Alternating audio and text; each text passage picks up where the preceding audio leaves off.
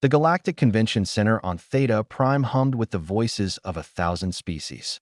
Diplomats, traders, and tourists from across the known universe mingled beneath crystalline domes that refracted the light of 3 suns. Sydney stood near the human delegation's booth, her 5-year-old daughter Emma clutching her hand while pointing excitedly at a Venusian light dancer performing nearby. Bentley, Sydney's husband and chief security officer for the Earth Embassy, scanned the crowd with practiced ease. His casual stance belied the combat training that made him one of Earth's finest protectors. They'd been warned that Theta Prime was safe, neutral territory where even the most bitter enemies observed the peace protocols. They'd been lied to. The Croth Nine called themselves collectors.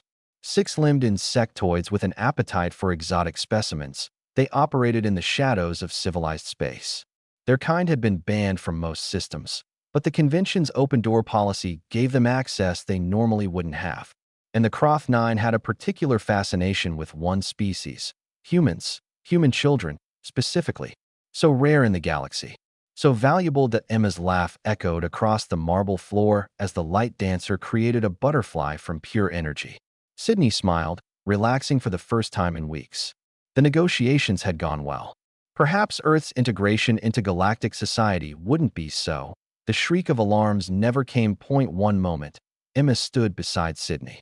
The next, a Croth Nine materialized from the crowd, its camouflage field dropping as chitinous claws reached for the child. It moved with the confidence of a predator who'd done this 100 times before. Snatch and grab, gone in the chaos.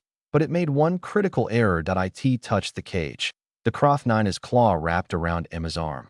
The little girl's scream pierced the air, a sound that would haunt the nightmares of every alien present for years to come. Not because of the child's terror, but because of what it unleashed. Sydney's head snapped toward her daughter. Time seemed to fracture. Every delegate within 50 meters would later swear they saw it. The change. Sydney's eyes went from warm brown to something ancient and primal. Her pupils dilated. Her muscles tensed in a way that made the Thoraxian warriors, 7 feet of scaled muscle and pride, take an instinctive step backward. Emma. The word wasn't a scream. It was a declaration of war. Bentley moved first, but only because he was already in motion. His training kicked in with mechanical precision. 49 meters separated him from his daughter. The Croth Nine was dragging Emma toward a service exit, its chittering laugh suggesting it thought itself clever. It had no idea what it had awakened. Bentley's first step cracked the marble beneath his boot. The second launched him forward with a speed that shouldn't have been possible for a human his size. The Holar delegation's chronometer, accurate to a nanosecond, would later confirm the impossible.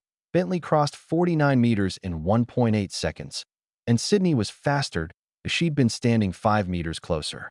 She reached the Croth Nine first, her hand clamping around its primary limb with a grip that shattered chitin like glass. The alien's smug confidence evaporated, replaced by a shriek of pain and genuine terror. It tried to deploy its paralysis toxin, but Sydney was already moving, wrenching Emma free with one hand while her other drove into the Croth Nine's thorax with the force of a jackhammer. Bentley arrived a heartbeat later.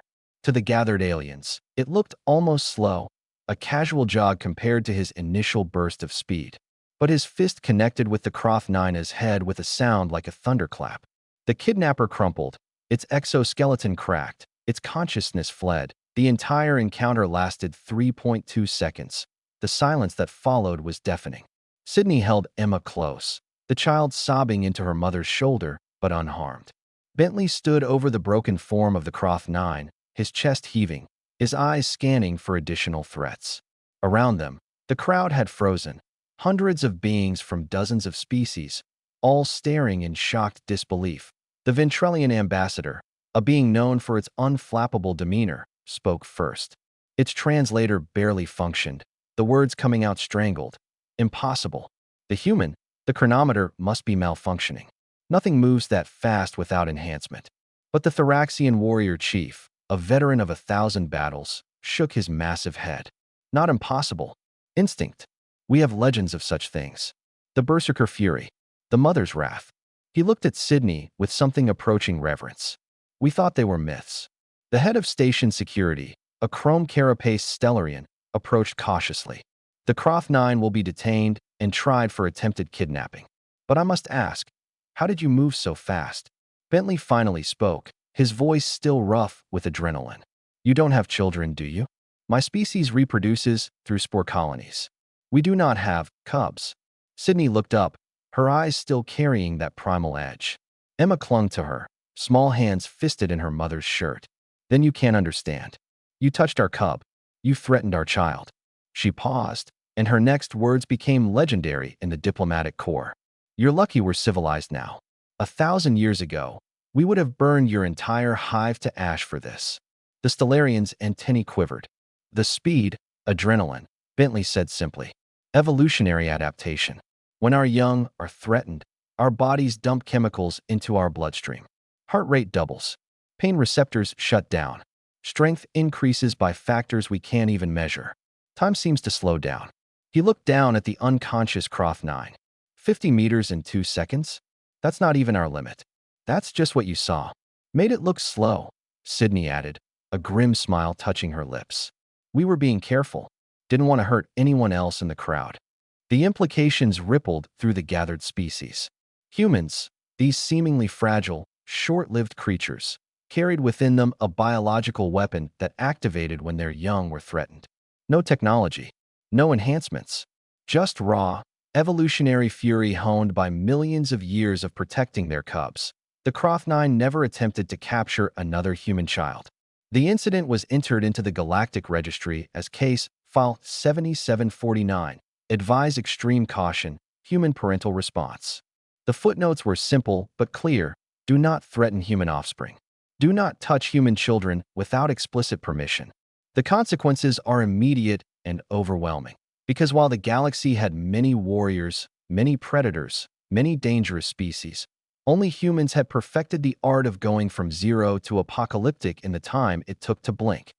Emma stopped crying eventually, safe in her mother's arms. Bentley stood guard, his posture relaxed but ready. And every being in that convention center learned the same lesson that day. You can negotiate with humans. You can trade with humans. You can even befriend humans. But you never, ever touch their cubs.